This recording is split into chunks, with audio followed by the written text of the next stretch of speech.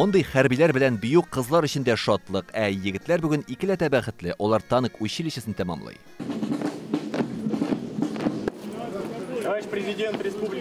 Диплом 111 егеткә бирелде. Иң булдыклы һәр яклап өлгер 8 офицер Рөстәм Миннеханов кулыннан кызыл диплом һәм алтын медальләр алды. Президент яшь командирларга нәтиҗәле хезмәт итүләрен теләде. Сегодня вооруженные силы получают достойную плеяду защитников Отечества. Вам предстоит продолжить легендарные традиции доблести и чести, сплоченности и патриотизма. Офицерские погоны возлагают на вас большую ответственность за жизнь ваших подчиненных. Берегите своих солдат. Зөлфәт Галимуллин бойлар сабасыннан ул киноларда күреп һәм дусты үрнәгендә танкист булган. Бүгеннән күңелдә шатлык кына түгел, җаваплылык хисе дә зур ди. Шатлыкларны әйтеп бетеришек түгел инде, 4 ел буе укыдык. Бергә дус егетләр белән яшәдек. Күңелдә күңелсезлек тә бар, шатлык та. Яшь офицерларны котларга әти-әниләр дә килгән. Исән сау булсыннар инде. Шул бәхет телим. Монда бик күп дуслар уже. Бүген аның белән сабылашабыз. Вакыт бик тиз.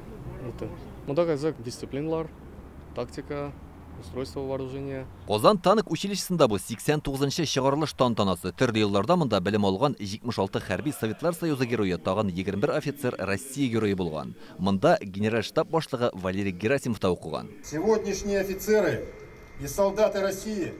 Бүгенге офицерлар һәм солдатлар алар Бөек Ватан сугышында җиңү яулаган батырларның оныклары. Алар хәзер Сирия, Донецк, Луганскида көрәш алып баралар. Сезнең җилкәдә зур җаваплылык ята. Беркем дә Россия хәрби көчләренең кодрәтендә шикләнергә тиеш түгел. Отстаивают мир и безопасность нашего народа. Самое главное, берегите себя, берегите. Иң мөһиме, үзегезне һәм сезгә буйсынучы кул астыгыздагы хәрбиләрне саклагыз. Сезгә белем биргән данлыклы хәрби уку йортында исегездән чыгармагыз. Помните его славных выпускниках. Бүген танк училищесында музей ачылды. Анда уку йорты тарихы һәм үзәк хәрби округтагы традициялар тасвирлана. Монда корал, төрле кирәк-яраклар, хәтта патша заманындагы экспонатлар да бар. Музей – это память об великой истории. Музей бу уку йортының тарихын күрсәтеп торучы урын. Бөек Ватан сугышында да бит танкчылар зур батырлык кылган. Легендар Т-34 танкында Берлинга кадәр барып җиткәннәр.